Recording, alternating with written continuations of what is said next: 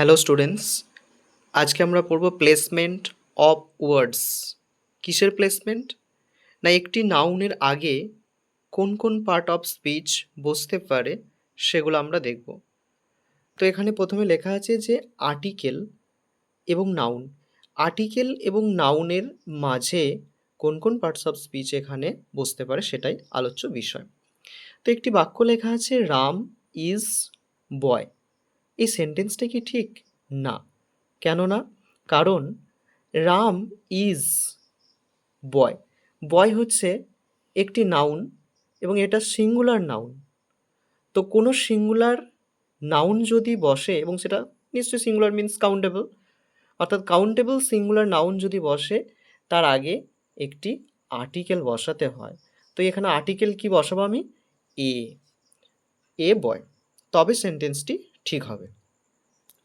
তো Ram is a বয়, এখানে is হচ্ছে ভার্ব, ভার্বের আগের নাউন রাম সেই জন্য সাবজেক্ট, এবং ভার্বের পরের নাউন বয় সেটা object.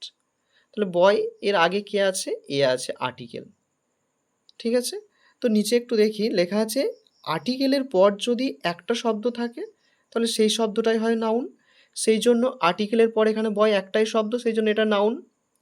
R Ram is a good boy, এখানে দেখতে পাচ্ছি যে আর্টিকেলের পর দুটো শব্দ আছে, তাহলে শেষের শব্দটা নাউন। আর যখন আর্টিকেলের পর দুটি শব্দ থাকবে শেষের শব্দটা নাউন হবে এবং নাউনের আগের শব্দটি হবে অ্যাডজেক্টিভ।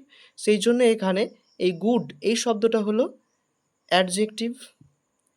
আর যখন আর্টিকেলের পর তিনটে শব্দ থাকবে তাহলে সেই গ্রুপের শেষের শব্দটা হবে নাউন, তাহলে এটা হলো নাউন।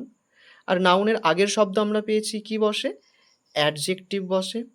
তাহলে এই ভেরি এই শব্দটা কি? না, অ্যাডজেক্টিভের আগে যেটা বসে সেটা হলো অ্যাডভার্ব। অর্থাৎ একটি অ্যাডভার্ব একটি অ্যাডজেক্টিভকে সাবস্টিটিউট করে আর একটি অ্যাডজেক্টিভ একটি নাউনকে সাবস্টিটিউট করে। সো আর্টিকেলের পর তিনটে যদি শব্দ থাকে সেই গ্রুপের শেষের শব্দ নাউন বললাম, তার আগের শব্দ অ্যাডজেক্টিভ এবং তার আগের শব্দ অ্যাডভার্ব। তো অবশ্যই একটা জিনিস আমাদেরকে ভাবতে হবে যে এই যে আর্টিকেল বলছি, আর্টিকেল বা ডিটারমাইনার যাই বলি না কেন, তো এটি নাউনকে চিনতে সাহায্য করে।